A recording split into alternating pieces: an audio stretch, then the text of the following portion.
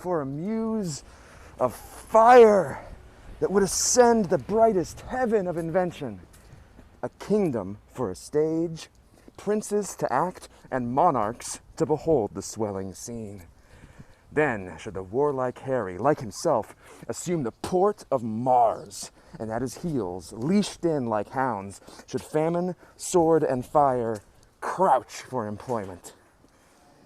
But pardon, gentles all, the flat, unraised spirits that have dared on this unworthy scaffold to bring forth so great an object. Can this cockpit hold the vasty fields of France? Or may we cram within this wooden O the casks that did affright the air at Agincourt? Oh, pardon, and let us, ciphers to this great accompт, on your imaginary forces work. Piece out our imperfections with your thoughts. Think, when we talk of horses, that you see them, printing their proud hooves in the receiving earth, for 'tis your thoughts that now must deck our kings, turning the accomplishment of many years into an hourglass. For the which supply, admit me chorus to this history, who, prologue like, your humble patience pray, gently to hear, kindly to judge our play.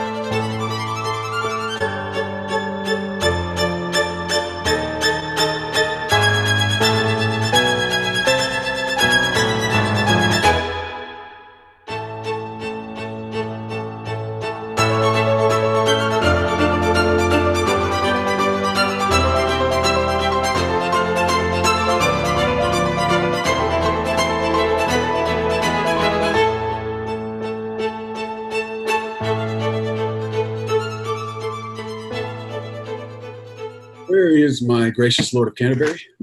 Not here in presence. And for him, good uncle. Shall we call him in, the ambassador, my liege? Not yet, my cousin. We would be resolved before we hear him of some things of weight that task our thoughts concerning us in France. God and his angels guard your sacred throne and make you long become it. Sure, we thank you. My learned lord, we pray you to proceed why the law Salic that they have in France or should not bar us in our claim. And we charge you, in the name of God, take heed. For never two such kingdoms did contend without much fall of blood, whose guiltless drops are every one a woe. Under this conjuration, speak, my lord. Then hear me, gracious sovereign, there is no bar to make against her highness' claim to France. May I with right and conscience make this claim? The sin upon my head, dread sovereign. Stand for your own. Unwind your bloody flag. Go, my dread lord, to your great-grandsire's tomb, from whom you claim. Invoke his warlike spirit, and your great uncle's, Edward, the Black Prince. Awake remembrance of these valiant dead, and with your puissant arm renew their feats. Your brother, kings and monarchs of the earth, do all expect that you should rouse yourself, as did the former lions of your blood. Call in the messenger sent from the Dauphin. Now we are well resolved, and by God's help, France being ours, we'll bend it to our awe, break it all to pieces. Now, we are well prepared to know the pleasure of our fair cousin Dauphin, for we hear your greeting is from him, not Your from Highness, lately sending into France, did claim some certain dukedoms in the right of your great predecessor, King Edward III, in answer of which claim the prince, our master, says that you savor too much of your youth, and bids you be advised there is naught in France that can be with a nimble galliard one. You cannot revel into dukedoms there. He therefore sends you, meter, for your spirit, this ton of treasure. And in lieu of this, desires you, let the dukedoms that you claim hear no more of you. This, the Dauphin speaks. treasure, uncle. Tennis balls, my liege. Well, we are glad the Dauphin is so pleasant with us. His present and your pains we thank you for. When we have matched our rackets to these balls, we will in France, by God's grace, play a set. And we understand him well, how he comes o'er us with our wilder days, not measuring what use we made of them. We never valued this poor seat of England, and therefore, living hence, did give ourselves to barbarous license. Tell the Dauphin, I will keep my state, be like a king, and show my sail of greatness when I do rouse me in my throne of France. For that, I have laid by my majesty and plotted like a man for working days, but I will rise there with so full of glory that I will dazzle all the eyes of France, yea, strike the Dauphin blind to look on us. And tell the present prince, this mock of his hath turned his balls to gunstones, and his soul so stands sore charged for the wasteful vengeance that shall fly with them. For many a thousand widows shall this his mock out of their dear husbands, mock mothers from their sons, mock castles down. But all this lies within the will of God, to whom I do appeal, and in whose name tell you the Dauphin I am coming on. His jest will savor but of shallow wit, when thousands more did weep than did laugh at it. Convey him with safe conduct. Fare you well. Merry message. We meant to make the sender blush at it. For now we have no thought in us but France. For God before, we will chide this Dauphin at his father's door. Now all the youth of England are on fire, and silken dalliance in the wardrobe lies. Now thrive the armorers, and honor's thought reigns solely in the breast of every man. The French, advised by good intelligence of this most dreadful preparation, shake in their fear, and with pale policy seek to divert the English purposes. Oh, England, model to thy inward greatness, were all thy children kind and natural, but see thy fault. France hath in thee found out a nest of hollow bosoms, which he fills with treacherous crowns, and 3 corrupted men confirmed conspiracy with fearful France, and by their hands this grace of kings must die. The sum is paid, the traitors are agreed, unto Southampton do we shift our scene. Well met, Corporal Nim. Good morrow, Lieutenant Bardolph. What, are H and Pistol and you friends yet? For my part, I care not. I dare not fight, but I will wink and hold out mine iron. I'll bestow a breakfast upon you to make you friends, and we'll be all 3 sworn brothers to France. Let it be so, good Corporal Nim. Faith, I will live so long as I may, that's the certain of it. And when I cannot live any longer, I will do as I may. It is certain, Corporal, that he's married to Nell quickly, and certainly she did you wrong, for you were troth-plight to her. Things must be as they may. Men may sleep, and they may have their throats about them at that time. And some say knives have edges. Well, here comes Ancient Pistol and his wife. Good Corporal, be patient here. How now, mine host Pistol? Oh, base tyke, call'st thou me host? Now by this hand, I swear I scorn the term. Nor shall my Nell keep lodgers. No, by my troth. Oh, Oh, well a day, lady, if he be not drawn now. Good Lieutenant, good Corporal, offer nothing here. Pish! Pish for thee, Icelandic dog. Aye, good Corporal Nim, show thy valor and put up your sword. Will you shog off? I would have you soulless. Oh, soulless, egregious dog. Oh, viper vile, I do resort the soulless in thy bowels. If you grow foul with me, Pistol, I will scour you with my rapier. Hear me what I say. He that strikes the first stroke, I'll run him up to the hilt, as I'm a soldier. An oath of mickle might and fury shall abate. I will cut thy throat one time or other in fair terms. That is the humour of it. Oh, mine host Pistol, you must come to my master, and you, hostess. He is very sick, and he went to bed. Faith, he's very ill. Away, you rogue. Oh, by my troth, the king hath killed his heart. Oh, good husband, come home presently. Come, shall I make you two friends? We must to France together. Why the devil keep we knives to cut one another's throats? Let floods o'erswell, and fiends for food howl on. You'll pay me the 8 shillings I won of you at betting. Oh, base is the slave that pays. That now I will have. That's the humour of it. As manhood shall compound, push home. By this sword, he that makes the first thrust, I'll kill him. By this sword, I will. A sword is an oath, and oaths must have their course. Now we'll be friends, and thou wilt not. Why, then be enemies with me too. Prithee, put up. I shall have my 8 shillings I won of you at betting. A noble shalt thou have, and present pay.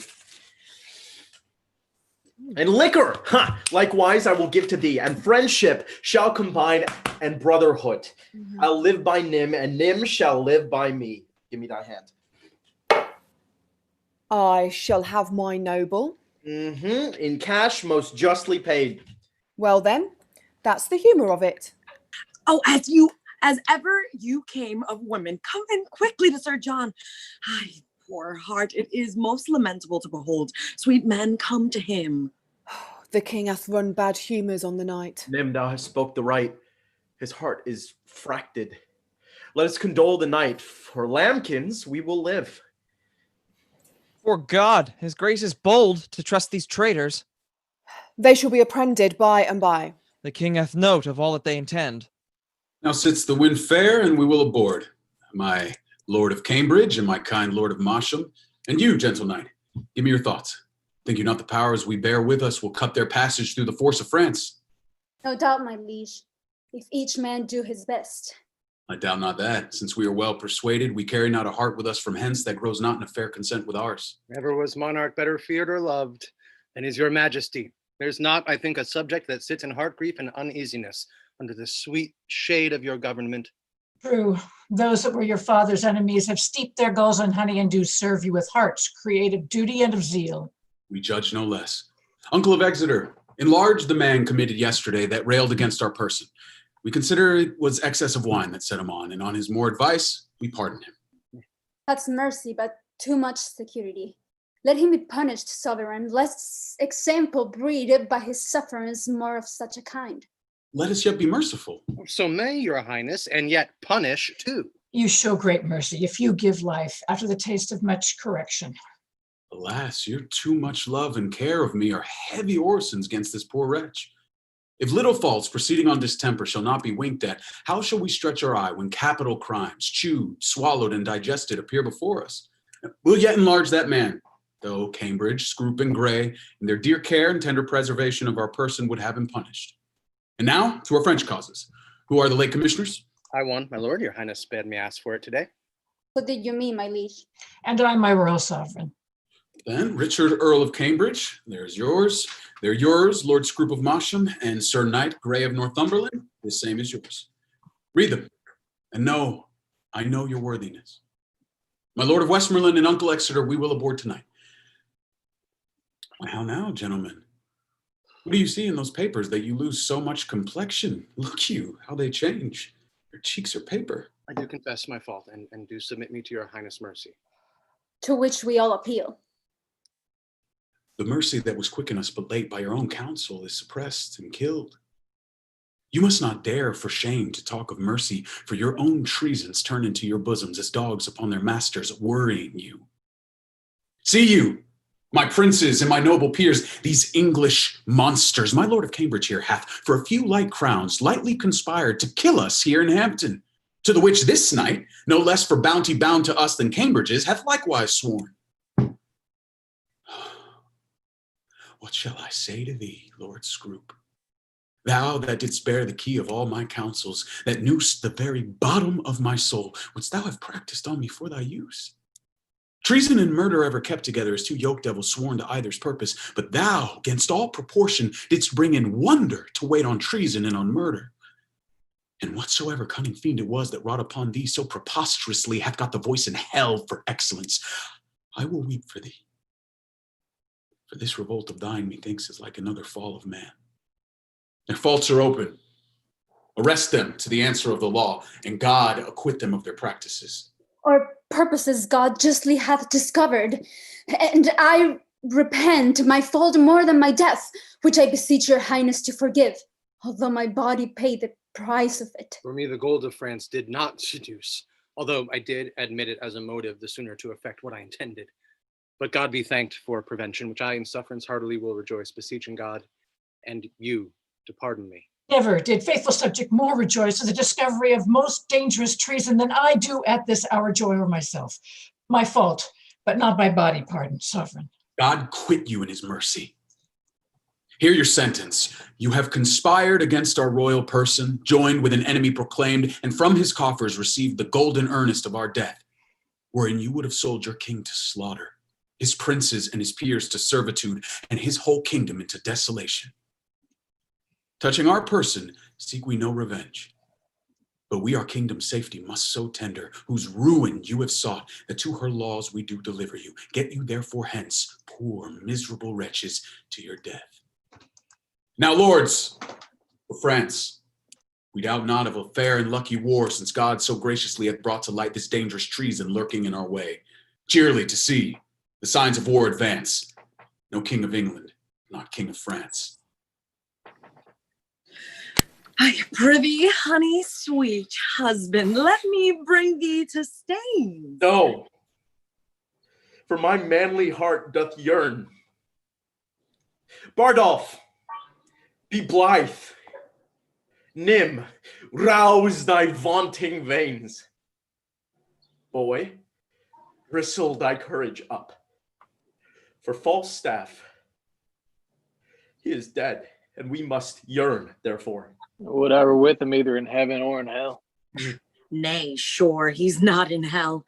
He made a finder and went away, and it had been any Christian child. For after I saw him fumble with the sheets and smile upon his fingers' ends, I knew there was but one way. So he bade me lay more clothes on his feet.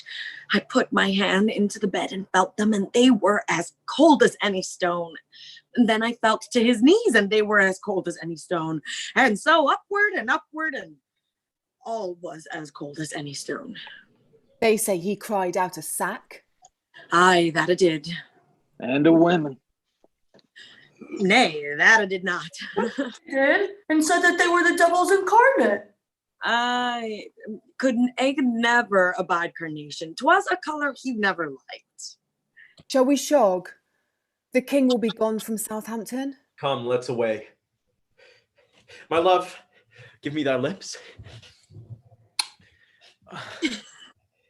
Let us to France, like horse leeches, my boy, to suck.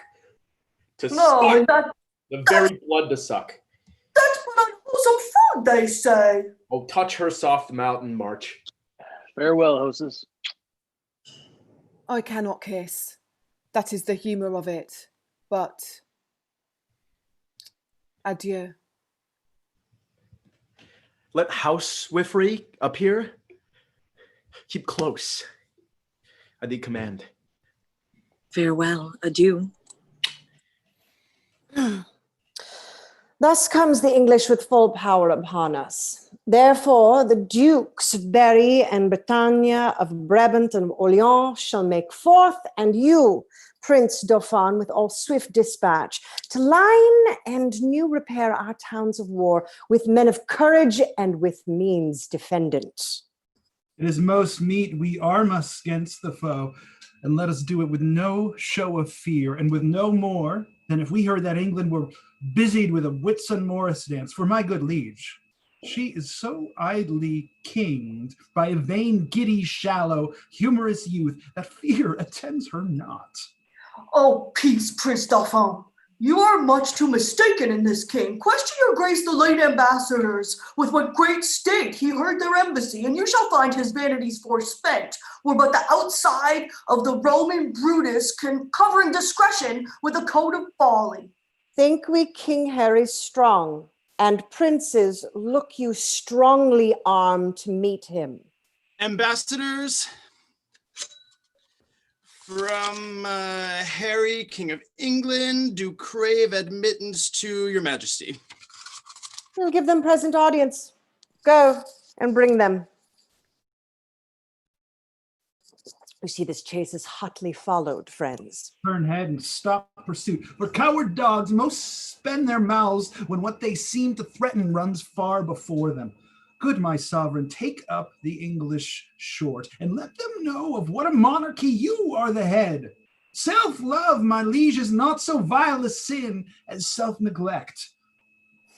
From our brother, England? From him, and thus he greets your majesty. He wills you, in the name of God Almighty, that you divest yourself and lay apart the borrowed glories that by gift of heaven, by law of nature and of nations, belong to him and to his heirs, namely the crown. Or else what follows? Bloody constraint. For if you hide the crown, even in your hearts, there he will rake for it. Therefore in fierce tempest he is coming, in thunder and in earthquake, like a Jove, that if requiring fail, he will compel. This is his claim, his threatening, and my message, unless the Dauphin be in presence here, to whom expressly I bring greeting to. I stand here for him. What to him from England? Scorn and defiance, slight regard, contempt. Say, if my father render fair return, it is against my will, for I desire nothing but odds with England. To that end, as matching to his youth and vanity, I did present him with the Paris balls. He'll make your Paris Louvre shake for it. Tomorrow shall you know our mind at full. Or dispatch us with all speed, lest that our king come here himself to question our delay, for he is footed in this land already. You shall be soon dispatched with fair conditions. A night is but small breath and little pause to answer matters of this consequence. Thus, with imagined wing, our swift scene flies, in motion of no less celerity than that of thought. Suppose that you have seen the well-appointed king at Hampton Pier embark his royalty. Behold, the threatened sails draw the huge bottoms through the furrowed sea. You stand upon the rivage, and behold a city on the inconstant billows dancing. For so appears this fleet majestical, holding due course to Harfleur. Follow, follow, work your thoughts, and therein see a siege, with fatal mouths gaping on girded Harfleur. Suppose the ambassador from the French comes back, tells Harry that the king doth offer him Catherine, his daughter, and with her to dowry some petty and unprofitable dukedoms. The offer likes not, and the nimble gunner, with linstock now the devilish cannon touches, and down goes all before him. Still, be kind, and eke out our performance with your mind. Once more, under the breach, dear friends, once more. We'll close up our wall with the English dead. In peace, there's nothing so becomes a man as modest stillness and humility. But when the blast of war blows in our ears, then imitate the action of the tiger. Now set the teeth, stretch the nostril wide, hold hard the breath, and let every spirit summon up to his full height. On, ye noblest English, follow your spirit, and upon this charge cry, "For God, Harry, England, and St. George!" On, to the breach! To the breach! Pray thee, corporal, stay. The knocks are too hot, and for mine part, I have not a case of lives. Oh, but would I were in an alehouse in London, I give all my fame for a pot of ale and safety. And I, if wishes would prevail with me, my purpose would not fail with me, and thither would I hie. Up to the breach, you dogs! Avant! You cullions! Captain Fluellen, you must come presently to the mines. The Duke of Gloucester would speak with you. To the mines? Tell you the Duke, it is not so good to come to the mines, for look you, the adversary estiged himself 4 yard under the countermines by Chetu. I think it will plow up all. The Duke of Gloucester is altogether directed by an Irishman, a very valiant gentleman of faith. Is it Captain McMorris? Is it not? I think it be. He's an ass. Here he comes. How now, Captain McMorris? Have you quit the mines? My Chris, here. All is till done. The work is give over. The trumpet sound the retreat. I would have blown up the town, so Christ save me, la. Now, McMorris, I beseech you. Now look you. A few disputations with you as partly touching or concerning the disciplines of war, the Roman wars. There's no time to discourse, so Christ save me. The day is hot. The town is besieged, and the trumpet call us to the breach, and we talk and be Christ do nothing. 'Tis shame for us all, so God's sake. 'Tis shame to stand still, and there is throats to be cut, and works to be done. So Christ save me, long. It's Captain McMorris, I think you, look you, under your correction, there is not many of your nation that... Of my nation? What is my nation? Is a villain and a bastard and a knave and a rascal. Who talks of my nation? Look you, if you take the matter otherwise than is meant, Captain McMorris, peradventure I shall think you do not use me with that affability as in discretion you ought to use me. Look you, as good a man as yourself, both in the disciplines of war and in the derivation of my other particularities. I didn't know you so good a man as myself. And Christ save me, I'll cut off your head. Gentlemen, both of you will mistake each other. The town sounds a parley. Captain McMorris, when there's more better opportunity to be required, look you, I will be so bold as to tell you I'm the disciplines of war, and there isn't. How yet resolves the governor of the town. This is the latest parley, we will admit. Therefore, to our best mercy, give yourselves, or like to men proud of destruction, defy us to our worst. For as I am a soldier, if I begin the battery once again, I will not leave the half-achieved Harfleur till in her ashes she lie bury it. Therefore, you men of Harfleur, take pity of your town and of your people. If not, why, in a moment, look to see the blind and bloody soldier with foul hand defy the locks of your shrill, shrieking daughters, your fathers taken by the silver beards and their most reverend heads dashed to the walls, your naked infants spitted upon pikes, whilst the mad mothers do with their howls confused do break the clouds. What say you? Will you yield in this avoid, or guilty in defense be thus destroyed? Yield our town and lives to thy soft mercy. Enter our gates, dispose of us and ours, but we no longer defensive. Open your gates. Come, Uncle Exeter, go you. Enter Harfleur and there remain, and fortify it strongly against the French. Use mercy to them all. For us, dear uncle, the winter coming on and sickness growing upon our soldiers, we will retire to Calais. Tonight in Harfleur, we will be your guest. Tomorrow, for the march, we are addressed. Alice, toi, c'était en Angleterre. Tu parles bien le langage? Un peu, madame. Je te prie, m'enseigner. Il faut que j'apprenne à parler. Comment appelez-vous le main en anglais? Le main, elle est appelée the hand. The hand. Et les doigts? Les doigts, ma foi, j'ai oublié les doigts, mais je me souviendrai les doigts. Je pense qu'ils sont appelés de fingers. Oui, de fingers. Le main, the hand. Le doigt, the fingers. Je pense que je suis le bon collier.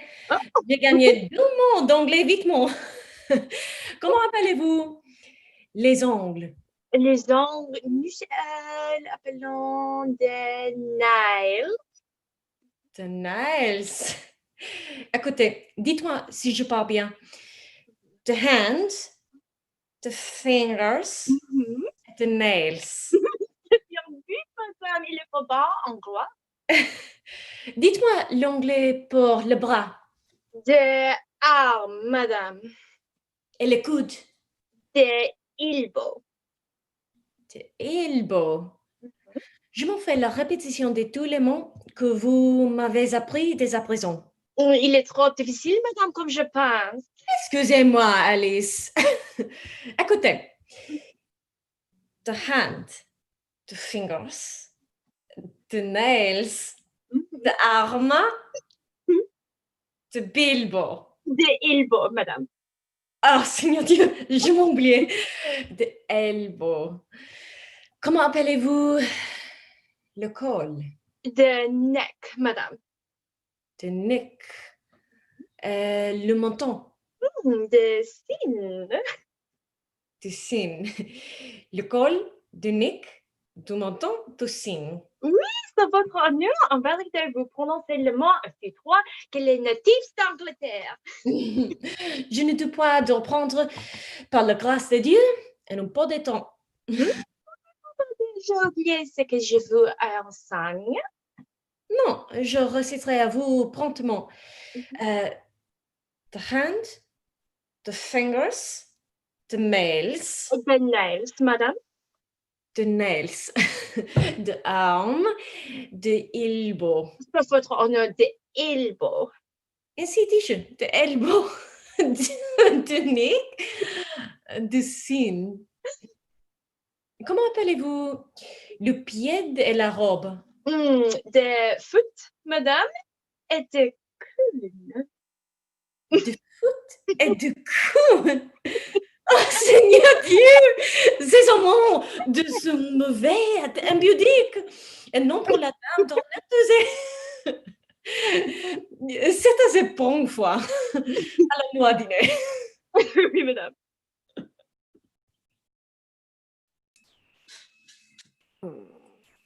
He certainly hath passed the river Somme. And if he be not fought withal, my lord, let us not live in France. Let us quit all and give our vineyards to a barbarous people. Normans, but bastard Normans. Norman bastards. Maud de ma vie. If they march along and fought withal, but I will sell my dukedom. Dieu where have they this medal? Our madams mock at us and plainly say our metal is bred out, and they will give their bodies to the lust of English youth, to new store France with bastard warriors. They bid us to the English dancing schools, saying our grace is only in our heels, and that we are most lofty runaways. Where's Montjoy the herald? Speed him hence. Let him greet England with our sharp defiance. Up, princes, with spirit of honor edged, more sharper than your words, high to the field. Bar hairy England that sweeps through our land with pinions painted in the blood of Harfleur. Go down upon him, you have power enough, and in a captive chariot into Rouen, bring him our prisoner. This becomes the great. Sorry am I his numbers are so few, his soldiers sick and famished in their march, for I am sure when he shall see our army, he'll drop his heart into the sink of fear, and for achievement offer us his ransom. Therefore, Lord Constable, haste on Montjoy, and let him say to England that we send to know what willing ransom he will give. Prince Dauphin, you shall stay with us in Rouen. Not so, I do beseech your majesty. Be patient, for you shall remain with us. Now forth, Lord Constable, and princes all, and quickly bring us word of England's fall. How now, Captain Llewellyn? Come you from a bridge? I assure you there is very excellent services committed at the bridge. Is the Duke of Exeter safe? Oh, the Duke of Exeter is magnanimous as Agamemnon, and a man that I love and honor with my soul, and my heart, and my duty, and my life, and my living. He is not any hurt in the world, but keeps the bridge most valiantly with excellent discipline. There is an ancient lieutenant there at the bridge. I think in my very conscience He's as valiant a man as Mark Antony, and he is a man of no estimation in the world, but did see him do as gallant service. What do you call him? He is called Ancient Pistol. I know him not. Here's the man. Captain, I beseech to do me favors. The Duke of Exeter doth love thee well. I praise God, and I have merited some love at his hands. Bardolph, a soldier, firm and sound of heart, of buxom valor, hath by cruel fate and giddy fortune's fickle wheel, that goddess blind, that stands upon the rolling restless stone. And By your patience, Ancient Pistol, Fortune is painted blind, with a muffler afore her eyes to signify that Fortune is blind. And she is painted also with a wheel, to signify to you, which is the moral of it, that she is turning and inconstant and mutability and variation. And her foot, look you, is fixed upon a spherical stone which rolls and rolls and rolls. In good truth, the poet makes a most excellent description of it. Fortune is an excellent moral. Fortune is Bardolph's foe, and frowns on him. For he hath stolen a pax, and hanged must he be. A damned death. Let gallows gape for the dog. Let man go free, and let not hemp his windpipe suffocate. But Exeter hath given him the doom of death for pax of little price. Therefore go speak. The Duke will hear thy voice, and let not Bardolph's vital thread be cut with edge of penny cord and vile reproach. Speak, Captain, for his life, and I will thee requite. Ancient Pistol, I do partly understand your meaning. Why then rejoice therefore. Certainly, Ancient, it is not a thing to rejoice at, for, look you, he were my brother. I would desire the Duke to use his good pleasure and put him to execution, for discipline ought to be used. Die and be damned, and figo for thy friendship. Very good. Why, this is an arrant counterfeit rascal. I remember him now. A bawd, a cutpurse. I'll assure you, uttered as brave words at the bridge as you shall see in a summer's day, but it's very well. What he hath spoke to me, that is well, I warn you, when time is served. Why, 'tis a gull, a fool, a rogue, that now and then goes to the wars to grace himself as to return into London under the form of a soldier. But you must learn to know such slanders of the age, or else you may be marvelously mistook. I tell you what, Captain Gower, I do perceive he is not the man that he would gladly make show to the world he is. If I find a hole in his coat, I'll tell him with my mind. Hark you! The king is coming, and I must speak with him from the bridge. God bless your majesty! Oh, now, Fluellen came out from the bridge. So please your majesty, the Duke of Exeter has very gallantly maintained the bridge. The French is gone off. Look you, I can tell your majesty, the Duke is a brave man. What men have you lost, Fluellen? The perdition of the adversary hath been very great. Reasonable great. Marry, for my part, I think the Duke hath lost never a man, but one that is like to be executed for robbing a church, one Bardolph. If your majesty know the man, his face is all bubicles and flames of fire, but his nose is executed and his fire's out. We would have all such offenders so caught off. And we give express charge that in our marches through the country there be nothing compelled from the villages, nothing taken but paid for. For lenity and pool to play for a kingdom and to the nation. You know me by my habit. But then I know thee. What shall I know of thee? My master's mind. Boldly.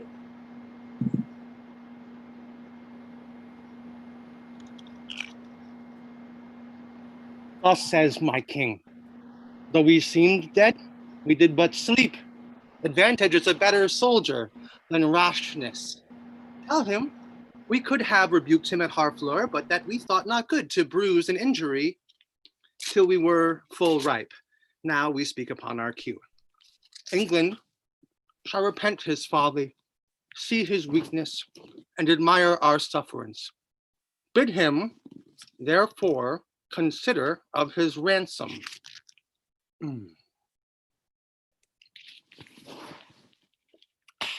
Which must proportion the losses we have borne, the subjects we have lost, the disgrace we have digested. So far, my king and master, so much my office. What is thy name? I know that quality. Montjoy. Thou dost thy office fairly. Turn thee back, and tell thy king, I do not seek him now. My people are with sickness much enfeebled, my numbers lessened, and those few I have almost no better than so many French. Go, therefore, tell thy master, here I am. My ransom is this frail and worthless trunk, my army but a weak and sickly guard. Yet God before, tell him, we will come on, though France himself and such another neighbor stand in our way. If we may pass, we will. If we be hindered, we shall your tawny ground with your red blood discolor. And so, Montjoy, fare you well. We would not seek a battle as we are, nor as we are, we say we will not shun it. So tell your master. Shall deliver so. I hope they will not come upon us now. We are in God's hand, brother, not in theirs. March to the bridge. Now draws toward night. Beyond the river, we'll encamp ourselves, and on tomorrow, bid them march away. Tut! I have the best armor in the world. Oh, what a day. You have an excellent armor, but let my horse have his due. It'll be the best horse of Europe. My Lord of Orleans and my Lord High Constable, you talk of horse and armor. You are as well provided of both as any prince in the world.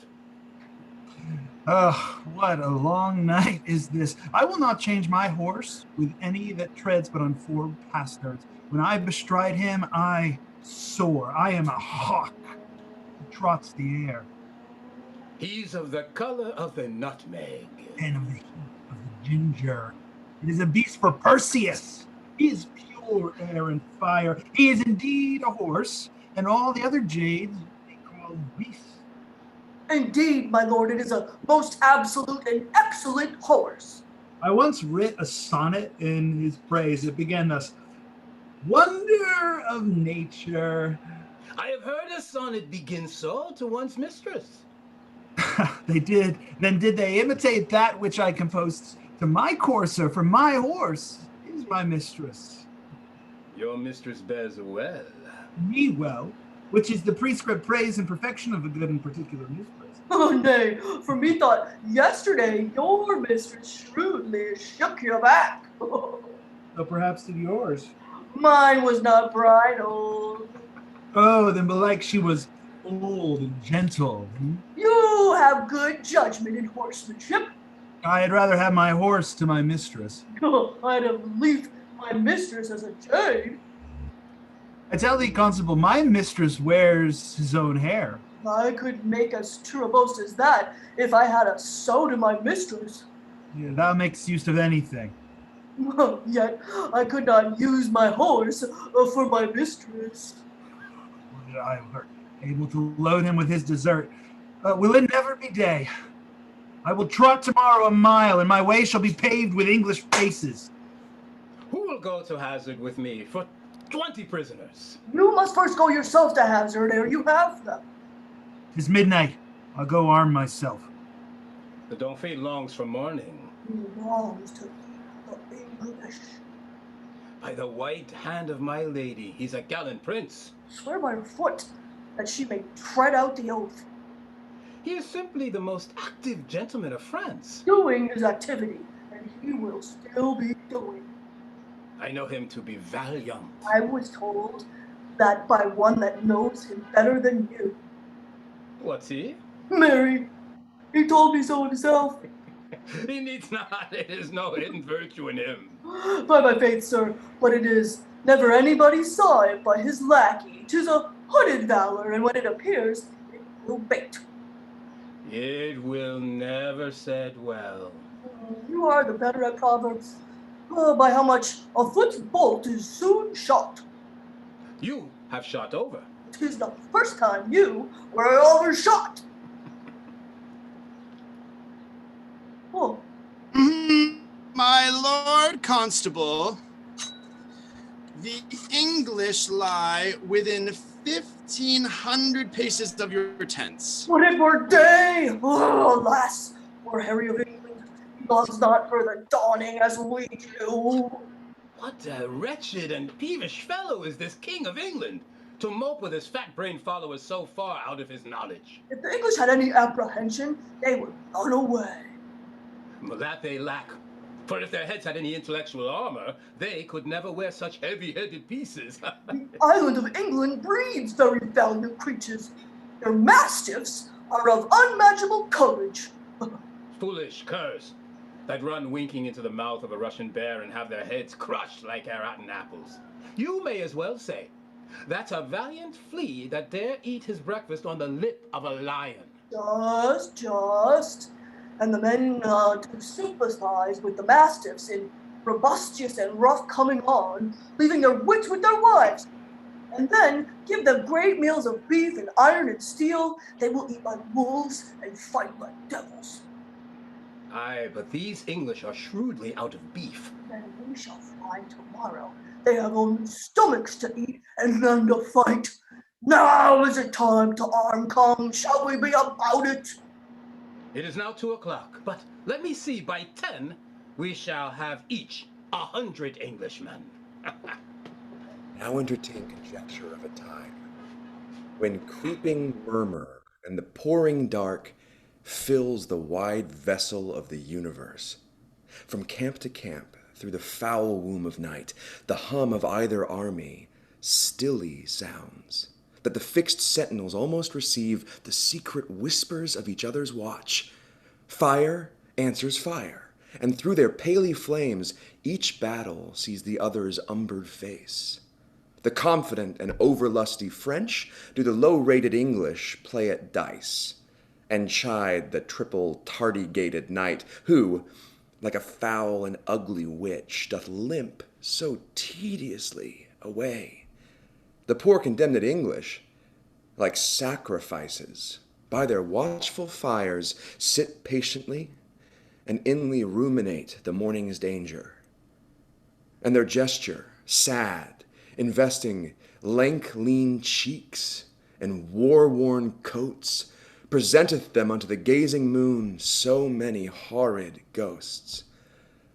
Oh, now, who will behold the royal captain of this ruined band, walking from watch to watch, from tent to tent, for forth he goes and visits all his host, and calls them brothers, friends, and countrymen. Upon his royal face there is no note how dread an army hath enrounded him, that every wretch, pining and pale before, beholding him, plucks comfort from his looks. Behold, as may unworthiness define, a little touch of Harry in the night, and so our scene must the battle fly, the name of Agincourt. Yet sit and see, minding true things by what our mockeries be. Leicester, 'tis true that we are in great danger. The greater, therefore, should our courage be. Good morrow, Brother Bedford. God almighty, there is some soul of goodness in things evil, for our bad neighbor makes us early stirs. Good morning, old Sir Thomas Erpingham. A good soft pillow for that good white head were better than a churlish turf of France. Not so, my liege. This lodging likes me better, since I may say, now lie I like a king. 'Tis good for men to love their present pains upon example, so the spirit is eased. Lend me thy cloak, Sir Thomas. Brothers both, commend me to the princes in our camp. Desire them on to my pavilion. We shall, my liege. Shall I attend your grace? No, my good knight. I and my bosom must debate a while. The Lord in heaven bless thee, noble Harry. Et voilà. A friend. Discuss unto me. Art thou an officer, or art thou base, common, and popular? I am a gentleman of a company. Trailst down the puissant pike. Even so. What are you? As good a gentleman as the emperor. Then you are better than a king. The king's a bawcock. And a heart of gold.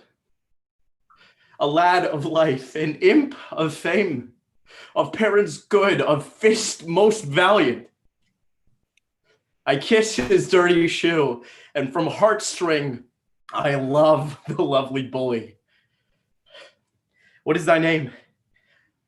Harry Leroy. Leroy, a Cornish name. Art thou of Cornish crew? No, I am a Welshman. Knowest thou Fluellen? Yes. Tell him I'll knock his leek about his paint upon St. Davy's Day. Do not you wear your dagger in your cap that day, lest he knock it about yours. Art thou his friend? And his kinsman, too. I'll fee go for thee, then. I thank you. God be with you. My name is Pistol called. It sorts well with your fierceness.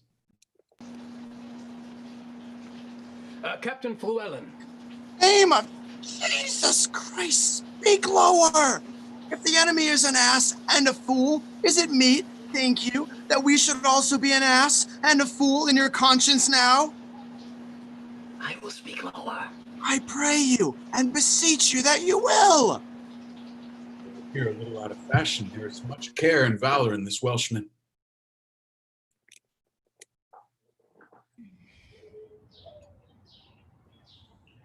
Williams, where you be?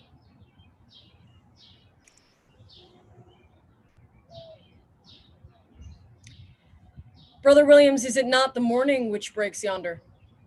We see yonder the beginning of the day, but I think we shall never see the end of it. Who goes there? A friend. Under what captain serve you? Under Sir Thomas Erpingham. A good old commander and a most kind gentleman. I pray you, what he thinks he of our estate? Even his men wrecked upon a sand that looked to be washed off at the next tide. He hath not told his thought to the king? No, nor is it meet that he should. For I think the king is but a man, as I am.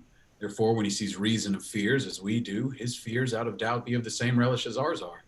Yet in reason, no man should possess him with any appearance of fear, lest he, by showing it, should dishearten his army. He may show what outward courage he will, but I believe, as a cold night as 'tis, he could wish himself in Thames up to the neck. And so I would he were, and I by him at all adventures, so we were quit here. By my troth, I think he would not wish himself anywhere but where he is. Then I would he were here alone, so should he be sure to be ransomed and a many poor men's lives saved. Methinks I could not die anywhere so as contented as in the king's company, his cause being just and his quarrel honorable. But if the cause be not good, the king himself have a heavy reckoning to make when all these legs and arms and heads chopped off in a battle shall join together at the latter day and cry out, "We died! Such a place!" I am afeard there are few die well that die in battle. You know, if these men do not die well, it will be a black matter for the king that led them to it. So, if a servant, under his master's command transporting a sum of money, be assailed by robbers and die, you may call the business of the master the author of the servant's damnation. But this is not so. The king is not bound to answer the particular endings of his soldiers, nor the master of his servant, for they purpose not their death when they purpose their services. Besides, there is no king, be his cause never so spotless, if it come to the arbitrament of swords, can try it out with all unspotted soldiers. Now, if these men have defeated the law and outrun native punishment, though they can outstrip men, they have no wings to fly from God. Every subject's duty is the king's, but every subject's soul is his own. It's a certain every man that dies ill, the ill is upon his own head. The king's not to answer for it. I myself heard the king say he would not be ransomed. He said so, to make us fight cheerfully, but when our throats are cut, he may be ransomed, and we know the riser. If I live to see it, I will never trust his word after. Yeah, it's a perilous shot out of an elder gun that a poor and private displeasure can do against a monarch. You may as well go about to turn the sun to ice with fanning in his face with a peacock's feather. You'll never trust his word after, comes the foolish saying.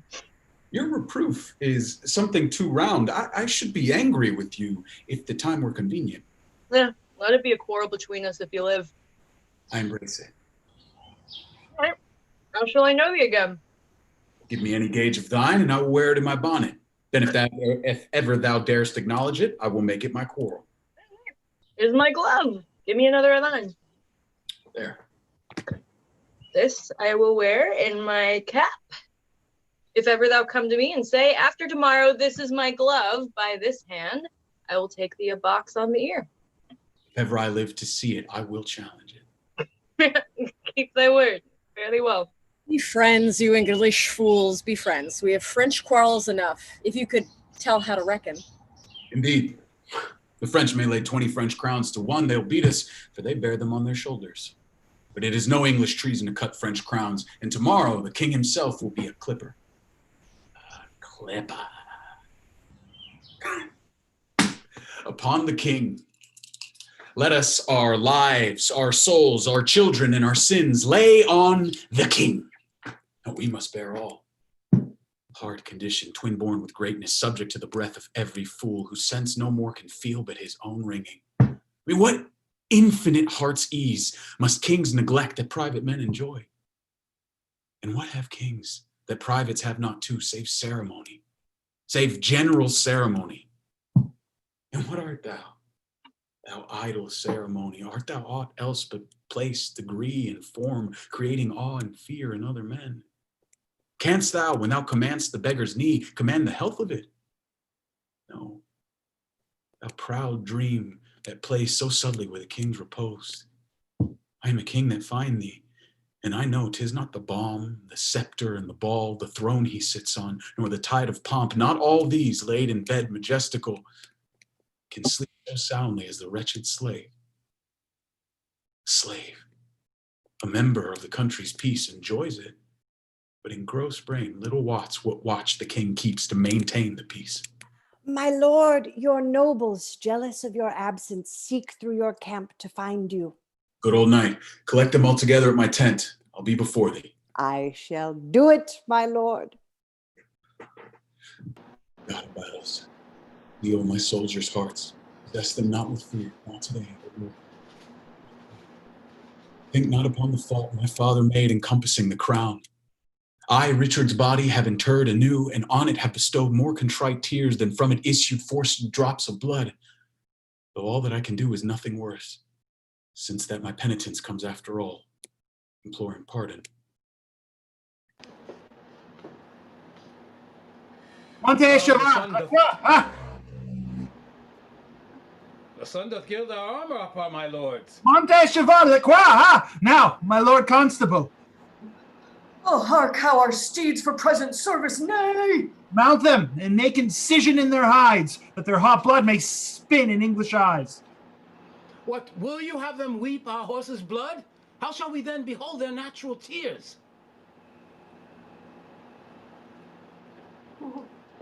The English are embattled.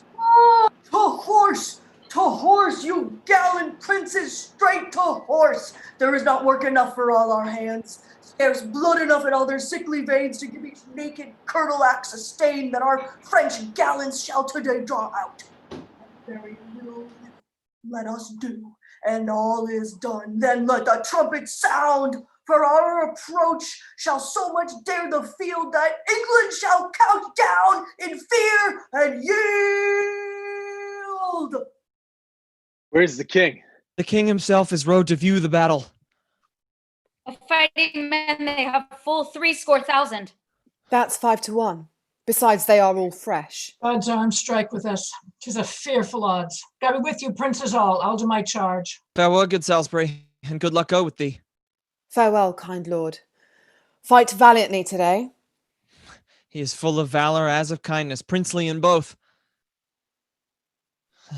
Oh, that we now had here but 1/10,000 of those men in England that do no work today. Its will, I pray thee, wish not one man more. By Jove, I am not covetous for gold, but if it be a sin to covet honor, I am the most offending soul alive. No, faith, my coz, wish not a man from England. Rather proclaim it, Westmoreland, through my host, that he which hath no stomach to this fight, let him depart. We would not die in that man's company that fears his fellowship to die with us. And this day is called the Feast of Crispin. He that shall live this day and see old age will yearly on the vigil feast his neighbors and say, tomorrow is St. Crispin. And then will he strip his sleeves and show his scars and say, these wounds I had on Crispin's day. Old men forget, yet all shall be forgot, but he'll remember with advantages what feats he did that day. Then shall our names in their flowing cups be freshly remembered. We few, we happy few, we band of brothers, for he today that sheds his blood with me shall be my brother. And gentlemen in England now abed shall think themselves accursed that they were not here. My sovereign lord, bestow yourself with speed. The French are bravely in their battle set and will with all expedients charge on us. All things are ready, if our minds be so. Perish the man whose mind is backward now. Thou dost not wish more help from England, coz? God's will. My liege, would you and I alone, without more help, could fight this royal battle? Why, now thou hast unwished 5,000 men, which likes me better than to wish us one. Once more, I come to know of thee, King Hal, if for thy ransom thou wilt now compound. Bid them achieve me, and then sell my bones. For ransom. Don't lean into it. They shall have none, I swear, but these my joints, which if they have, as I will leave them, shall yield but little. Tell the constable. I shall, King Hal. Soldiers, march away. And how thou pleasest God, dispose the day.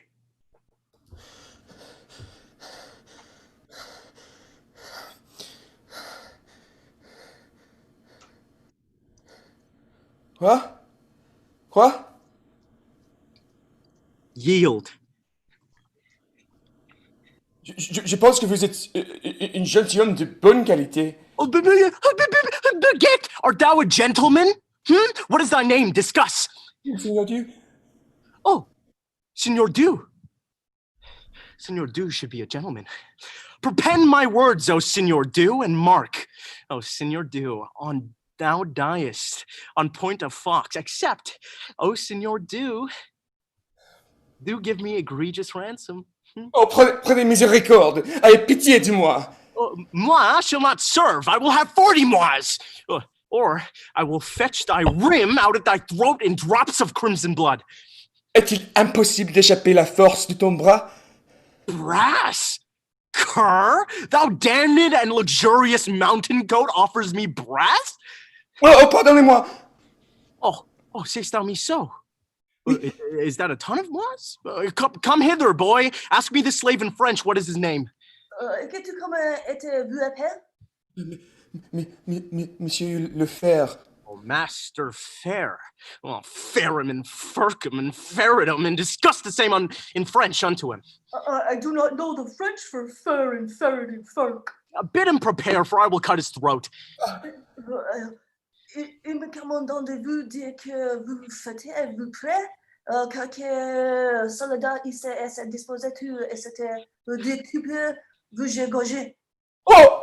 Je vous supplie, pour la mort de Dieu, me pardonnez. Je suis gentilhomme, de bonne maison. Gardez ma vie et je vous donnerai 200 écus. What are his words? He prays you to save his life. He is a gentleman of a good house, and for his ransom, he will give you 200 crowns. Tell him my fury shall abate, and the crowns will I take. Petit monsieur, que dit-il? In qu'il est contre son jureur de pardonner un prisonnier, néanmoins, pour l'écu que vous lui avez promis, il est content de vous donner la liberté, la franchisement. Sur mes genoux, je vous donne 1000 remerciements et je m'en estime heureux que je suis tombé entre les mains d'un chevalier, je pense, le plus brave et valiant et très distingué seigneur d'Angleterre. Expound unto me, boy. He gives you upon his knees 1,000 thanks, and he esteems himself happy that he had fallen into the hand of one, as he thinks, brave, valorous, and thrice worthy Signor of England. As I suck blood, I will some mercy show. Follow me. C'est vous le grand capitaine? I did never know so full of voice issue from so empty a heart. But the saying is true. The empty vessel makes the greatest sound.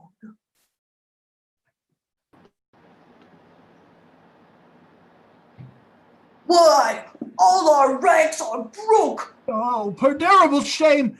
Let's stab ourselves! Be these wretches that we played at dice for? Is this the king we sent to for his ransom? Shame and eternal shame. Nothing but shame. Let us die in honor, once more back again. Disorder that hath spoiled us, friend us now. Let us on heaps go offer up our lives. We are now yet living in the field to smother up the English in our throngs. In any order might be thought upon. Devil, take order now. Out to the throng. Let life be short, else shame will be too long. Well have we done, thrice valiant countrymen, but all's not done. Yet keep the French afield.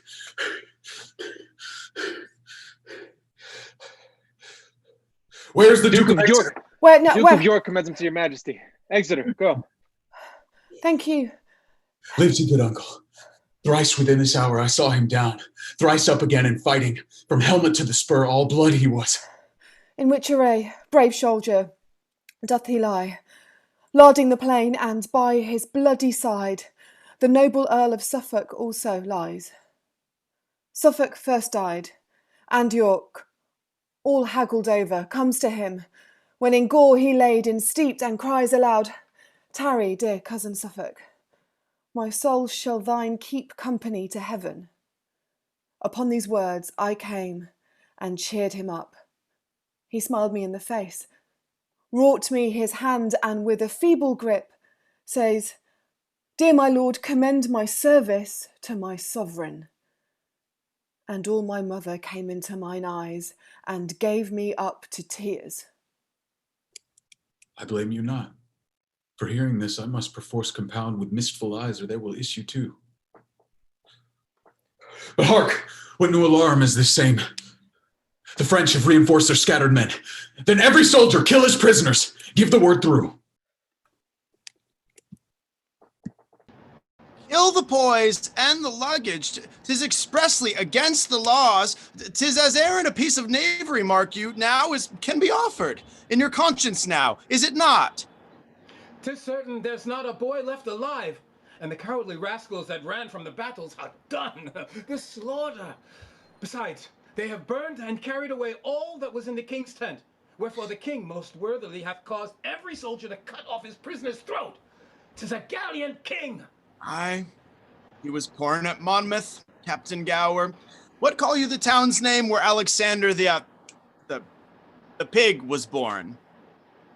Alexander the Great. Why, I pray you, is pig not great? The pig, the great, the mighty are all one reckoning, save the phrases, a little variations.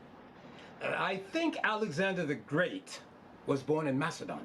I tell you, Captain, if you mark Alexander's life well, Harry of Monmouth's life is come after it indifferent well. Alexander, God knows, in his rages and his furies, and also being a little intoxicate in his prains, did in his ales and his angers, his best friend Clitus. Yeah, our king is not like him in that he never killed any of his friends. It is not well done. Mark you now, take the tales out of my mouth ere it is made and finished. I speak but in the figures and comparisons of it. As Alexander killed his friend Clitus, being in his ales and cups, so also Harry Monmouth, being in his right wits and his good judgments, turned away the fat knight with the great belly dumpling. Oh, here comes his majesty. I was not angry since I came to France until this instant. Take a trumpet, herald. Ride thou unto the horsemen on yon hill. If they will fight us, bid them come down, or void the field, they do offend our sight. If they'll do neither, we will come to them and make them scur away as swift as the stones and force it from the old Syrian slings. Go and tell them so. Here comes the herald of the French, my liege. His eyes are humbler than they used to be. Comest thou again for ransom? No, great king, I come to thee for charitable license, that we may wander o'er this bloody field to look our dead and to bury them. I know not if the days be ours or no, for yet many of your horsemen peer and gallop o'er the field. The day is yours. Praise be God, and not our strength for it. What is this castle called that stands hard by? We call it Agincourt.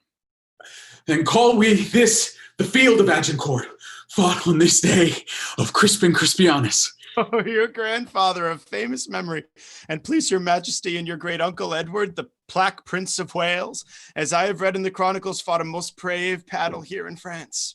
They did, Fluellen.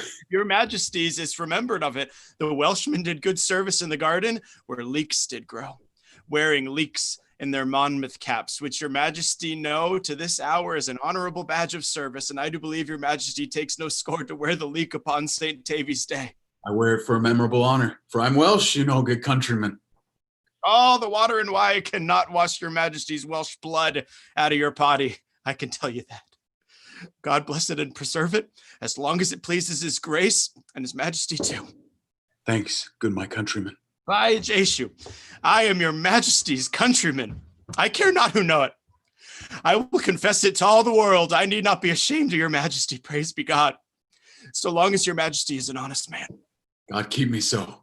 Our heralds, go with him. Bring me just notice of the numbers dead on both our parts. Call yonder fellow hither. Soldier, you must come to the king. Soldier, why wearest thou that glove in thy cap? And please your majesty, 'tis the gage of one that I should fight withal if he be alive. An Englishman. And please your majesty, a rascal that swaggered with me last night, who, if alive, and ever dare to challenge this glove, I've sworn to take him a box on the ear. What think you, Captain Fluellen? Is it fit this soldier keep his oath? He is a craven and a villain else. Maybe his enemy is a gentleman of great sort. Though he be as good a gentleman as the devil, it is necessary. Then keep thy vow, Sirrah, when thou meetst the fellow. So I will, my liege. Who servest thou under? Captain Gower, my liege. Call him hither to me, soldier. I will, my liege. Here, Fluellen, wearest thou this favor for me, and stick it in thy cap. If any man challenge this, he is an enemy to our person. If thou encounter any such, apprehend him, and thou dost me love. Your grace does me as great honors as can be desired in the hearts of his subjects. Knowest thou Gower? Oh, he's my friend, a dear friend, and please you. Pray thee, go seek him, and bring him to my tent. Follow Fluellen closely at the heels. The glove which I have given him for a favor may happily purchase him a box of the ear. It is the soldier's. I, by bargain, should wear it myself. Follow, good cousin Gloucester. If that the soldier strike him, as I judge by his blunt bearing, he will keep his word. Some sudden mischief may arise of it. For I do know Fluellen valiant, and quickly will return an injury. Follow, and see there come no harm between them. And go you with me, Uncle of Exeter. I wanted to knight you, Captain. God's will and his pleasure, Captain. I beseech you now, come apace to the king. There's more good toward you peradventure than is in your knowledge to dream of. Sir, know you this glove? I know this. I know a glove is a glove. I know this, and thus I challenge it. Splud, an errant traitor as any is in the universal world. How now, sir, you villain! You think I'll be Portsmouth? Stand away, Captain Gower. I will give treason his payment into plows, I warrant you. I am no traitor. That's a lie in thy throat. I charge you in his majesty's name. Apprehend him. How now? What's the matter? My liege, here is a villain and a traitor that, look, your grace, has struck the glove which your majesty has taken. My liege, this was my glove, and he that I gave it to in change promised to wear it in his cap.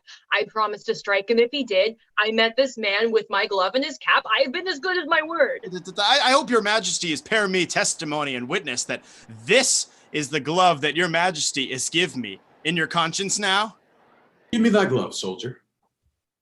Look, here's the fellow of it. 'Twas I, indeed, thou promised to strike, and thou hast given me most bitter terms. How canst thou make me satisfaction? All offenses, my lord, come from the heart. Never came any from mine that might offend your majesty. It was ourself thou didst abuse. Your majesty came not like yourself. You appeared to me but as a common man. Witness the night, your garments, your loneliness. I beseech you, take it for your own fault. And not mine, for you had been as I took you. I made no offense. Therefore, I beseech your highness, pardon me. Here, Uncle Exeter, fill this glove with crowns and give it this fellow. Keep it, fellow, and wear it for an honor in thy cap, till I do challenge it. Give him the crowns, and captain, you must needs be friends with him. Ah, by this day and this light, the fellow has metal enough in his belly. Hold, there's 12 pence for you, and I pray you to serve God and keep you out of prawls and prabbles and quarrels and dissensions. And I warrant you, it's the better for you. I will none of your money. It is with a good will, I can tell you. I'll serve you well to mend your shoes. Come, wherefore should you be so bashful? Your shoes not look so good. Now, Harold, are the dead numbered? Here's the number of the slaughtered. Here is the number of the slaughtered French. What prisoners of a good sort are taken, Uncle? Charles, Duke of Orleans, nephew to the king. John, Duke of Bourbon, and Lord Bouciquois. Of other lords and barons, knights and squires, full 1,500, besides common men. This note doth tell me of 10,000 French that lie in the field slain. Of princes, in this number, 126, added to these, of knights, esquires, and gallant gentlemen, 8,400. Here is a royal fellowship of death. Where is the number of our English dead? Edward, the Duke of York, Earl of Suffolk. None else of name. And of all other men but 25. Oh God, thy arm was here. Come, go we in procession to the village, and be it death proclaimed through our host to boast of this or take the praise from God, which is his only. Do we all holy rites, the dead with charity enclosed in clay. And then to Calais, and to England then, where ne'er from France arrive more happy men. Vouchsafe to those that have not read the story, that I may prompt them. Now we bear the king toward Calais. Grant him there. There seen, heave him away upon your winged thoughts athwart the sea. Behold, the English beach pales in the flood with men, with wives and boys, whose shouts and claps outvoice the deep-mouthed sea, and solemnly see him set on to London.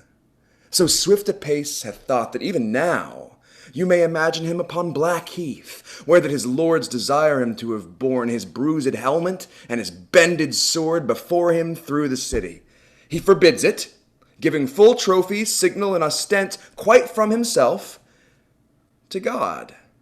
But now behold, in the quick forge and the working house of thought, how London doth pour out her citizens, the mayor and all his brethren, in best sort, like to the senators of antique Rome, go forth and fetch their conquering Caesar in. So did they this Harry. Now, in London place him. The emperor's coming in behalf of France to order peace between them, and omit all the occurrences, whatever chanced, till Harry's back return again to France. Nay, that's right. But why wear you leek today? St. Davy's Day is past. God, there is occasions and causes why and wherefore in all things. I will tell you, ask my friend, Captain Gower, the rascally, beggarly, lousy knave pistol, which you and yourself and all the world know to be no better than a fellow, look you now of no merits. He's come to me and brings me bread and salt yesterday. Look you, and bid me eat my leek. It was in a place where I could not breed no contention with him, but I will be so bold as to wear it in the cap till I see him once again, and then I will tell him a little piece of my desires. Why, here he comes, swelling like a turkey cock. 'Tis no matter for his swellings nor his turkey cocks. God bless you, ancient pistol, you scurvy, lousy knave. God bless you. Art thou bedlam? Dost thou thirst, base Trojan, to have me fold up Parca's fatal web?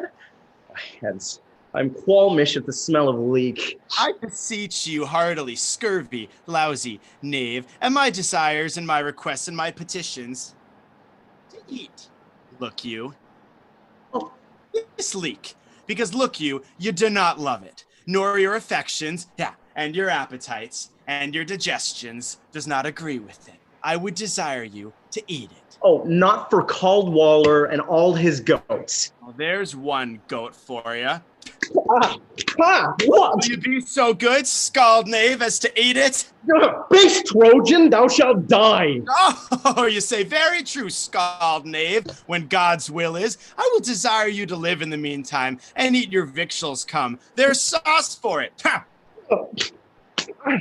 I pray you, fall to. If you can mock a leek, you can eat a leek. Enough, Captain. You have astonished him.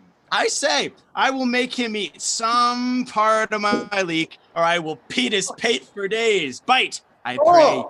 Must I bite? Yes, certainly. But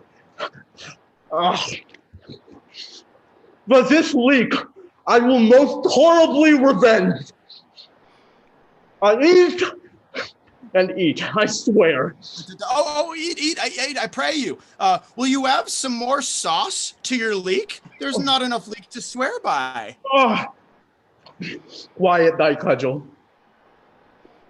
Thou dost see. Well, I eat.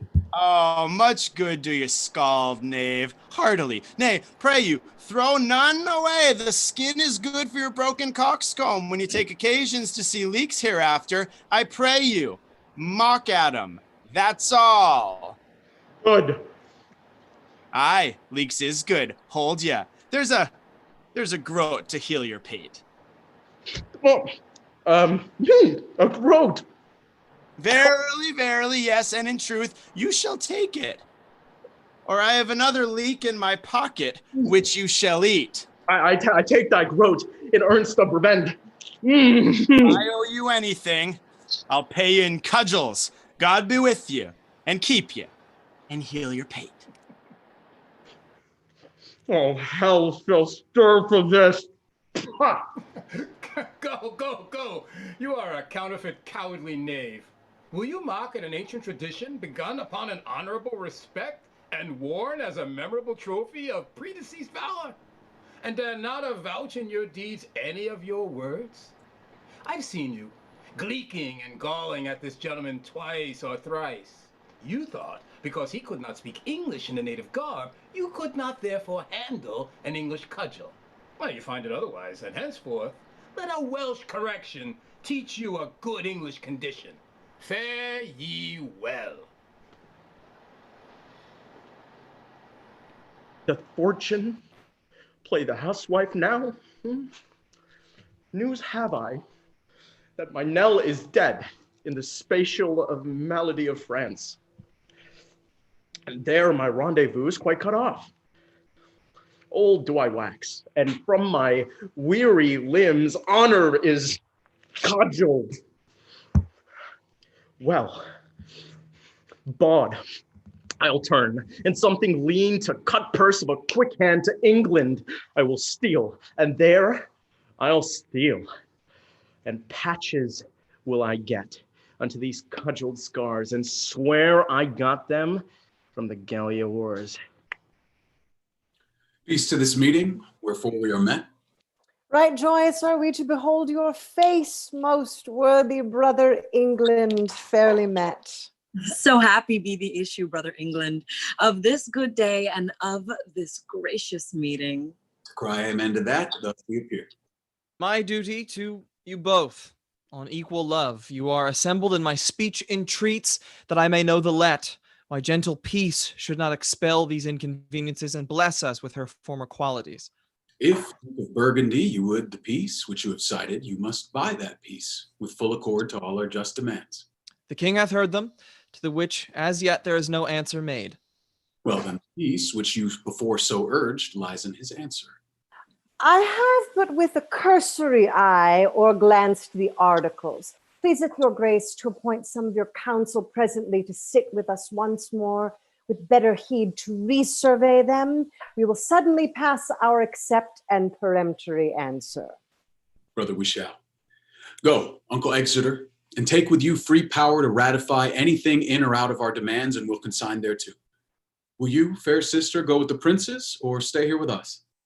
Our gracious brother, I will go with them. Haply a woman's voice may do some good when articles too nicely urged be stood on. Yet, leave our cousin Catherine here with us. She hath good leave.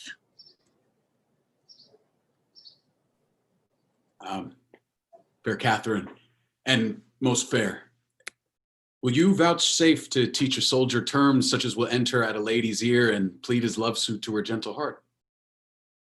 Your Majesty shall mock at me.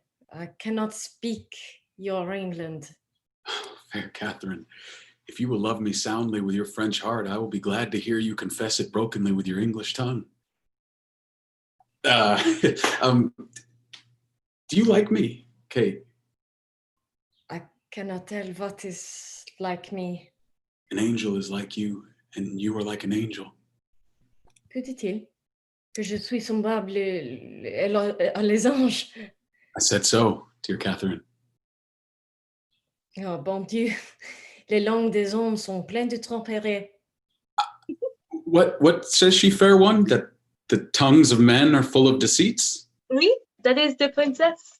The princess is the better Englishwoman. I'm glad thou canst speak no better English, for if thou couldst, thou would find me such a plain king, you would think I had sold my farm to buy my crown. I speak to thee, plain soldier. If thou canst love me for this, take me. A straight back will stoop, a curled pate will grow bald, a fair face will wither, but a good heart, Kate, is the sun and the moon.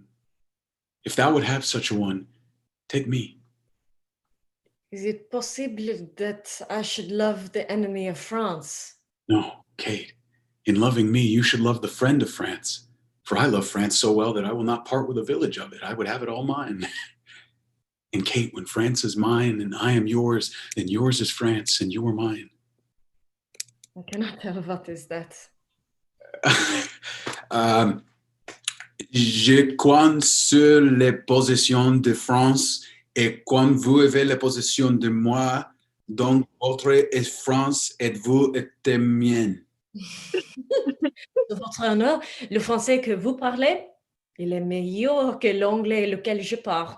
No, Faith, it's not, Kate. But canst thou love me? I cannot tell. Can any of your neighbors tell, Kate? I ask them. Come, I know thou lovest me. And at night, when you come into your closet, you'll question this gentlewoman about me. And I know, Kate, you will to her dispraise those parts of me that you love with your heart. But good Kate, mock me mercifully. The rather, gentle princess, because I love thee cruelly. Shall not thou and I, between Saint Denis and St. George, compound a boy half French, half English, that shall go to Constantinople and take the Turk by the beard? I do not know that. No, 'tis hereafter to know, but now to promise. Do but now promise, Kate, that you will endeavor for your French part of such a boy, and for my English moiety, take the word of a king and a bachelor. How answer you? La plus belle Catherine du monde, mon très cher et divin décès. Your Majesty have false French enough to deceive the most sage demoiselle that is in France. Now fie upon my false French! By mine honor, in true English, I love thee, Kate, by which honor I dare not swear that thou lovest me, yet my blood begins to flatter me that thou dost. I'll beshrew my father's ambition. He was thinking of civil wars when he got me. Therefore was I created with a stubborn outside, with an aspect of iron, that when I come to woo ladies, I fright them. But in faith, Kate, the elder I wax, the better I shall appear. My comfort is that old age can do no more spoil upon my face. Thou hast me, if thou hast me, at the worst, and thou shalt wear me, if thou wear me, better and better. And therefore tell me, most fair Catherine, will you have me? Put off your maiden blushes. Avouch the thoughts of your heart with the looks of an empress. Take me by the hand and say, Harry of England, I am thine, which word thou shalt no sooner bless mine ear withal, but I will tell thee aloud, England is thine, Ireland is thine, France is thine, and Harry Plantagenet is thine. Come, your answer in broken music, for thy voice is music, and thy English broken. Therefore, queen of all, Catherine, thy mind to me in broken English. Wilt thou have me? That is as it shall please the Roy mon père. Oh, nay, it will please him well, Kate. It shall please him well, Kate. Then it shall also content me. Upon that, I kiss your hand and call you my queen. Laissez, monseigneur, laissez.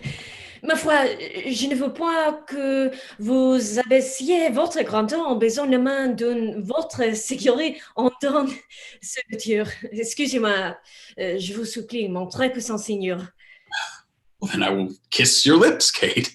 Les dames, mesdemoiselles, pour être baissées devant leurs noces, il n'est pas la coutume de France. Madam, my interpreter, what says she? That it is not be the fashion for the ladies of France. I cannot tell you what is baiser in English. To kiss. It is not a fashion for the maids in France to kiss before they are married, would she say? Oui. Okay. You and I cannot be confined within the weak list of a country's fashion. We are the makers of manners, Kate. And therefore, patiently and yielding,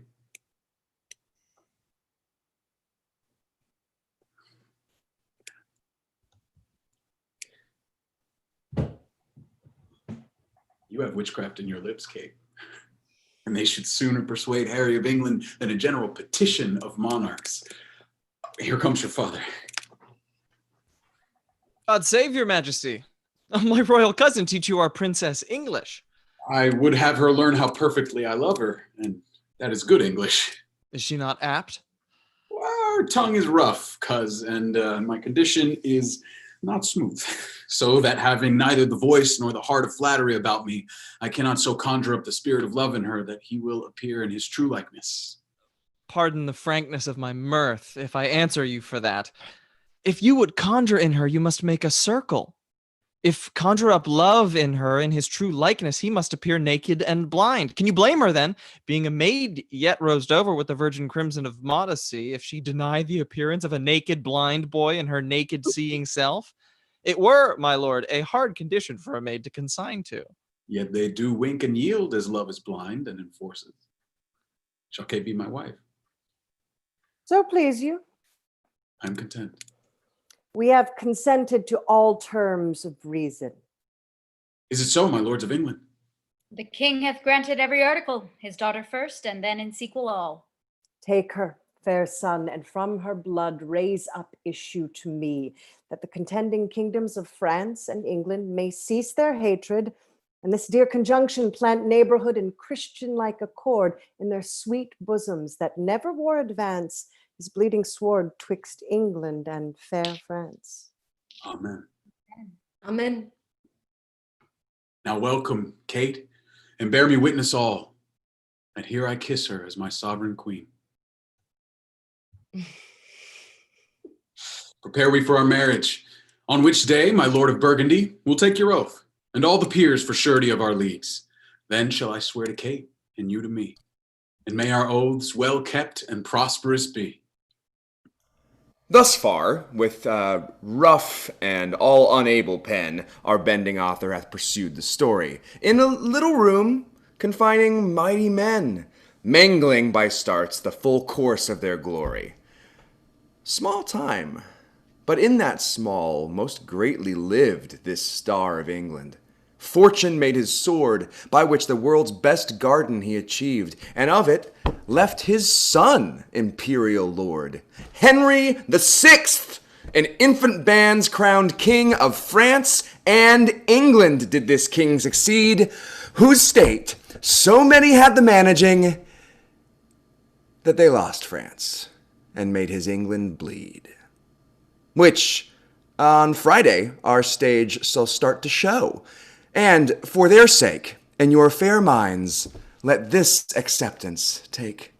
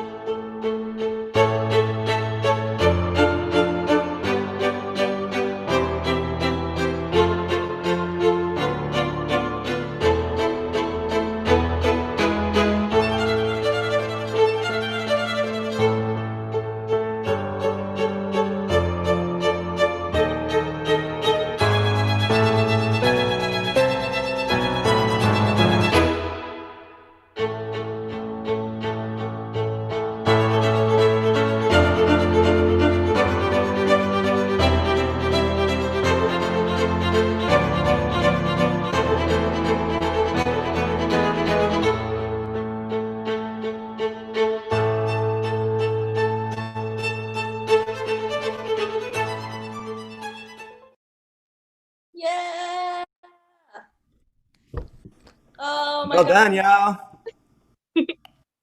Wonderful work, everybody. Thank you so much. My face is red not because of the heat, because I'm just like, woo, this play, that work. Thanks everybody. Thanks ensemble for crushing it again and again and again. Thanks friends watching for joining us tonight. We are going to dive in. We ask 3 questions at the end of each play. So we're going to dive into that now. And if you have thoughts on those questions or questions of your own, pop them into the YouTube chat, and we'll get to them. So question 1: what did you learn about this play that you didn't know before? What did you learn about this play that you didn't know before? No leaks were a part of the onion family.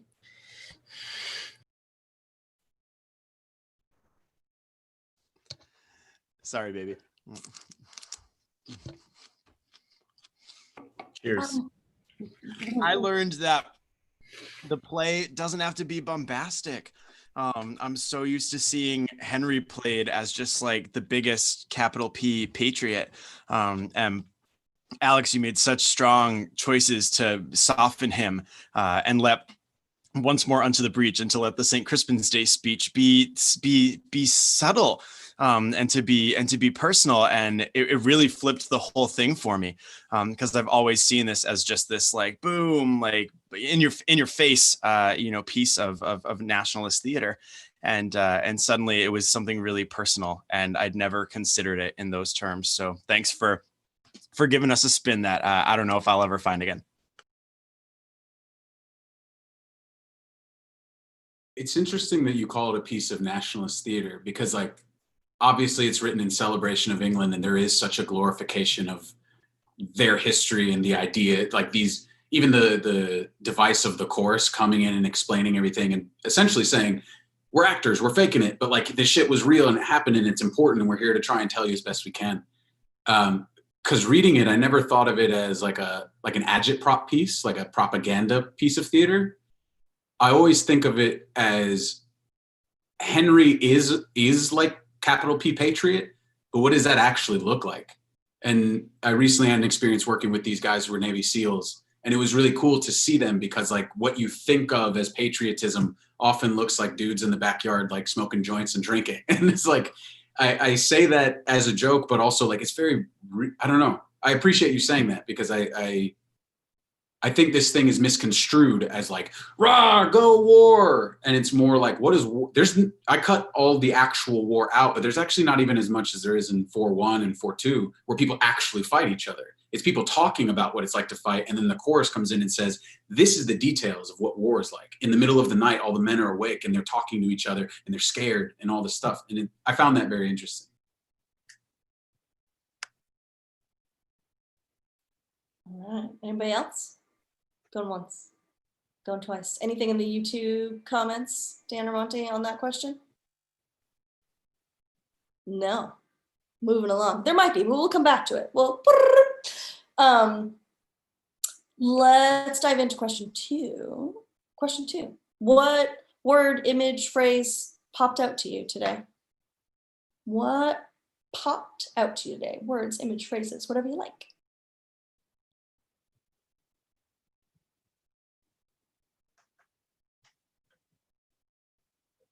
Leaks. I'll take the image of Drew getting smacked in the face with leeks to my grave. Yeah. I just want to say massive props to my mom and little brother for, because I had to rope them into it. Yeah. They were probably a hard sell at first, but then once they were like, oh, we just get to smack you in the face with vegetables, great. At the end, in that really gorgeous scene with Henry and Kate and Alice, he tells her, "We're the makers of manners," and it was so interesting to hear that, and it was such like an uplifting line of like, "Hey, like what we do goes," but it also reminded me that just people at this level of power and authority and influence, they set the bar for decorum and civility, and in some ways that's like, oh, stick your pinky out, which spoon do we use? But also in so many other ways, just like as as go the leaders, so go everyone. And I think at this time right now, we see that bar being met in so many regards in a really disappointing fashion. So the thought that I'd love to see some manners made, not in a way that suppresses people, but in a way that elevates us. Awesome. Love it. All right. Question. Sorry, I'm just really distracted by the leek eating. That is quite extraordinary. I just want to give that a little. I've made it my mission to finish this whole league by the end of the stream. Just because, we downed a natty light, might as well finish it off. I can't wait to see what happens when you get to the white part of the leek, which tastes very different from the green part of the leek. Oh, did you not see the scene? I bit those in. Dan, what was that you consumed? It's actually got a copy of Henry V, and I ripped the title off. So it was consuming Henry V that was sending. The idea was to try to give Hearn something there to play with, of like, we will eat you. Didn't know. It went down, it's not so smooth, but it's down there. It's week 9 for us, but week many of the quarantine, so food's getting a little scarce. So books and root veggies they're up for grabs, it seems. That's right. We had YouTube responses to that. Words and phrases that jumped out. This mock of his hath turned his balls to gunstones. We banded brothers before the fight, becoming none else of name when reckoning casualties. So much French. I had no idea Shakespeare wrote a play with so much French that wasn't translated for us. Don't know if I typed this right, but the line, I love thee cruelly, stuck out to me. The empty vessel makes the greatest sound, feels so true. The moment in the beginning when Nym was holding the ladle as a rapier reminded me of Alan Rickman in Robin Hood. I'll cut your heart out with a spoon. Yeah. That's awesome. Thank you. Alex, there was a line you said tonight too, about like, I want to have an argument with you when it's more convenient, which I was like, oh, okay, cool. Like everyone that I want to have a fight with, I'll be like, I'm gonna do that later. Butchering it. Question 3. Why does or doesn't this play matter today? Why does or doesn't this play matter today? There's something really, I've done this play before with Monty actually, and it was kind of quite pertinent then, but like it's even more so now, this kind of myth of like Britain, England as this kind of like underdog, but like being guided by God, like against all odds, we take them out. And the Battle of Agincourt was so brutal, and so many men died because of the luck of the lay of the land, like that Frenchmen were drowning in their like sort of like armor because they couldn't, like it was just awful, and that this is being kind of spun and regurgitated into some kind of victory. So kind of the danger of that felt a bit shocking to me today, actually. Yeah. One of the questions that came up in our team chat was, why is the chorus in this play so much? And I've always kind of interpreted, or it's always felt to me like it was like a news report that was happening. And so, you're getting, and like Alex was saying before, there's so many people who are talking about or anticipating war. So you kind of get the perspective of people who aren't necessarily on the front lines, but sort of the perspective of, the people in the pub or middle management even, or, the soldiers who are maybe getting ready to go do this stuff. So it's a lot of people talking about events that they might not be privy to. And that kind of stuck out to me today and feels, very appropriate in this time of us all in our own little bubbles trying to learn about whatever is going on out here. So. Anybody else in the ensemble? All right. Have we talked about the list of the dead? That just names sort of felt like a thing that we're living with right now, and that felt quite poignant. Yeah, and incredibly I feel sad. the same way. Also, those numbers were crazy. Like, there's no way that's true. Like, it was like 30 English and like a million French or something like that. But yeah, whenever awful things happen, war included, human lives are listed as numbers because it becomes easier to look at a number than it does to look at a face. So, you know, when Harry said 8,000, I think around there French, it didn't feel as celebratory, even though the lines are completely contradictory. Like it's the best thing in the world. When you see in the the newspaper like 100,000, and it's easier for us to consume that because you might go mad otherwise. But it was more poignant today than it has been other days, I think. Oh, there was one thing that struck out for me was something that we're not going through today, that I think it would be nice if we were. That Harry went out into the troops, disguised himself to see what the soldiers were thinking and what their thoughts were about the whole thing. And leading kind of from, although this was his quest, he was, at least it seemed that he was truly concerned about the troops. And today we have the exact opposite. Everything is from the top. And it's, it's just like, well, this is what we say, but there's no conception of how we feel down here. None of our leaders have wandered through the streets to see how we really feel. Everything is a decree. So I thought that was interesting and something we could learn from. I'm going to send a copy to the White House. Do it. Any closing thoughts from YouTube land before we head to the pub? Yeah, on that exact point that Jerome was making, we have our most recent YouTube comment. Tonight I was thinking about how nice it would be if we had a leader who cared for their people. And then lots of yes Jeromes, so trues, and yes yeses. And then we do have some questions from the YouTube as well.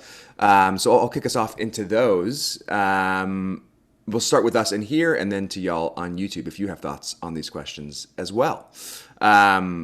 First, would Harry have still gone to war if France had sent him a bag of basketballs instead? Yeah, basketball is a much more global sport, so I feel like it would show some measure of respect rather than sending us these hoity-toity tennis balls. Sort of a knock against the working man. All you need to play basketball is a basketball and a milk crate.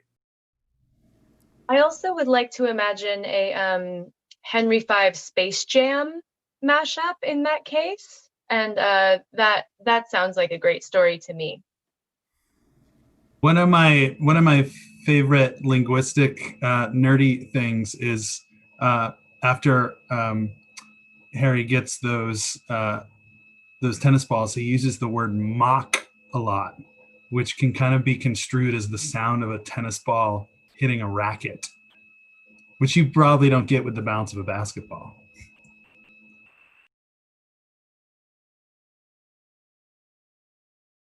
Come on and slam. And welcome to France, 1415. Awesome. From YouTube, the only thought is one, in support, basketball is always good, and another, soccer balls are much more internationally recognized and valued. So, perhaps the basketball would be a good middle ground. It's not quite as universal as a soccer ball, but not quite as insulting as a tennis ball. Dare I say cricket? Moving on. Next question. Fair and lucky war. Does such a thing exist? Fair and lucky war. Those are very interesting words to use about war. This is from, I believe, Alex, correct me if I'm wrong, this is Henry wishing for a fair and lucky war, I think is the context. They will have a fair and lucky war because God gave him foreknowledge of the traitors. No. No, absolutely not. I think it's something that leaders say as a rallying cry. Like that's the nationalist part, right? Is the sort of like, let's go have a good war, fellas. When on the inside, he knows thousands of people are going to die and it's going to be awful. Especially in the 1600s when it's not even like, oh, drone strikes. It's like humans getting limbs lopped off by other humans with like little dull swords in their hands. It's pretty terrible.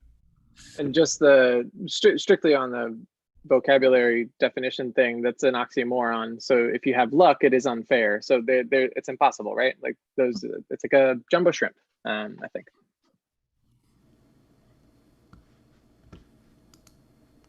Any other thoughts from in here?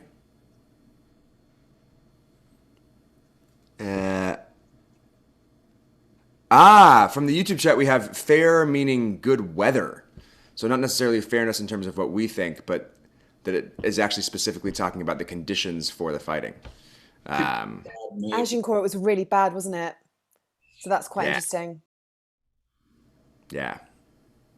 And then our last question, which we're not going to answer here because we already had two, but we're going to let this take us into that company pub, which I'll tell you more about in a second if you don't know already. That question will be, let's talk about how we all discovered Shakespeare in the pub tonight. So that will be our initial prompt at the table in the pub. If you don't know what the pub is, you should get over to patreon.com/Shakespeare Happy Hours and join us like Drew has already done. He's already got his pints behind him. Those are large pints. I'd like some of that. Thank you, Drew. Is it all Natty Light? Yes. In hell, it is not. It is your drink of choice when you join us in the pub. But also, I'd like to say that I finished this entire leak on camera. Amazing. Wow. Amazing. And if you want to celebrate Drew's accomplishment, if you go to Patreon, that money gets dispersed out to all of us unemployed actors. So you help us and you get to come hang out in the pub. Maybe Drew will eat a leek just for you. I will not. I am out of leeks. Please do not let me do that ever. Hey. He's very impressionable. So yes, if you are at the well or the touches level on Patreon, we'll see you in the company pub in just a moment. If not, please join us. We'll be monitoring email the whole time, and we'll send you a link. Otherwise, we're back here on Friday to see Henry VI, Part 1. Yeah. Yes. All right. Love you all. Good night. Thank y'all. My bowel movements are going to be horrid.